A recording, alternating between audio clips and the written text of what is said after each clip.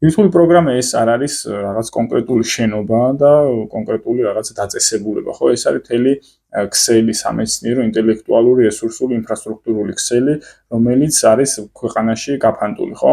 ამ შემთხვევაში პირველი რესურსი ურანი ირანს თავად გააჩნია, შეიძლება მცირე რაოდენობით, მაგრამ საკუთარი რესურსი ეს გააჩნია.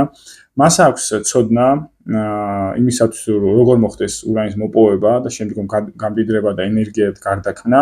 ეს ცოდნა იწარმოება ირანის რამდენიმე უნივერსიტეტში, მათ შორის ყველაზე ცნობილი არის ისპანის ტექნოლოგიური უნივერსიტეტი, თეირანის უნივერსიტეტი, ირანის სამეცნიერო უნივერსიტეტი და ასევე თავად ირანის სამედიცინო უნივერსიტეტს აქვს ბირთვული მიმართულება, ამიტომ საკმაოდ პოპულარულია ეს, ასე ვთქვათ, სამეცნიერო მიმართულება ირანში და არაერთი სტუდენტი სწავლობს ამ მეცნიერებას, ამ ბირთვულ მეცნიერებას, რაც იმას ნიშნავს, რომ ირანში არსებობს ზოგადად, ასე ვთქვათ, ადამიანური რესურსი და ინტელექტუალური რესურსი იმისა, რომ მომავალშიც, ასე ვთქვათ, ურანის გამდიდრება და ბირთვული ენერგიის მიღება მოხდეს და ასევე როგორც ვახსენეთ, ცენტრიფუგების მთელი რაოდენობა, რაც ირანს გააჩნდა, ისინი დაზიანებულები არ არიან. ანუ ძირითადი კომპონენტები ბირთვული პროგრამის რეალურად არსებობს.